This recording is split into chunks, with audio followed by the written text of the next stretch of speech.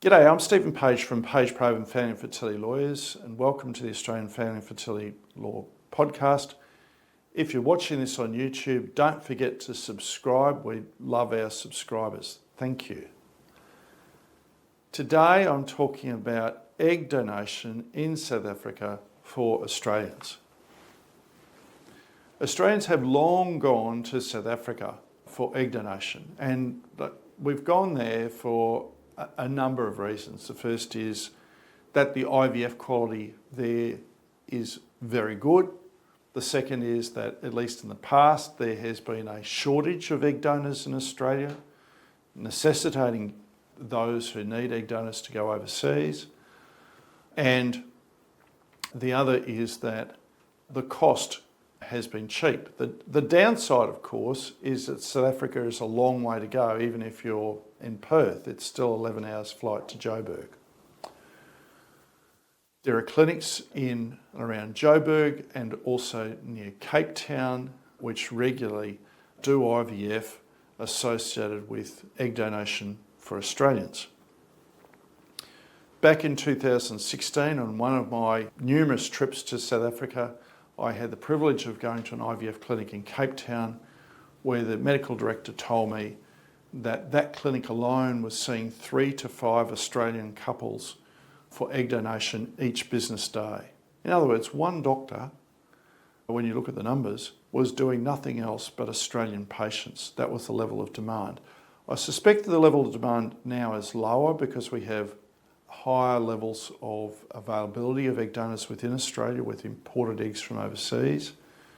But nevertheless, South Africa in many ways is still an attractive destination for egg donation. The two things that you need to know about egg donation in South Africa are these, I think.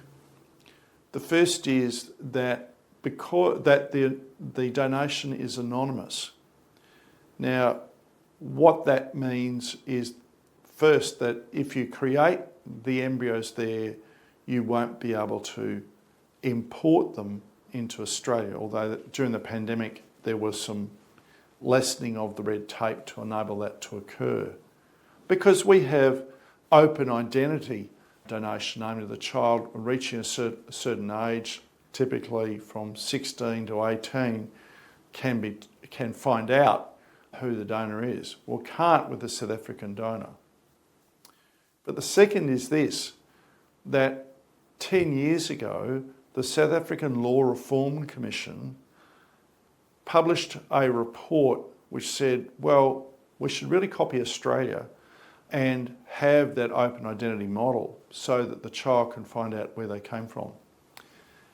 And that hasn't come into law, but what it did do was to say to the egg donor agencies, because there are egg donor agencies there, that they wouldn't take women on as egg donors unless those egg donors agreed that ultimately, if the law changed and the child could find out where they came from, that they consented to release that information, their identity.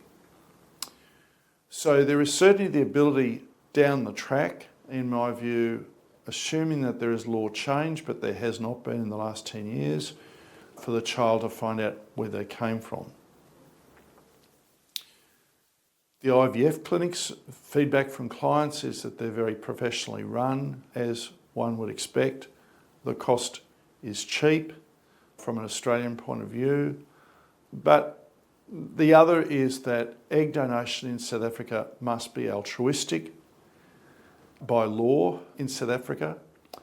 However, because in Australia, in 6 of our 8 jurisdictions, everywhere but Victoria and Tasmania, there is a possibility that you could be committing a serious offence and engaging in commercial egg donation as defined under our local laws.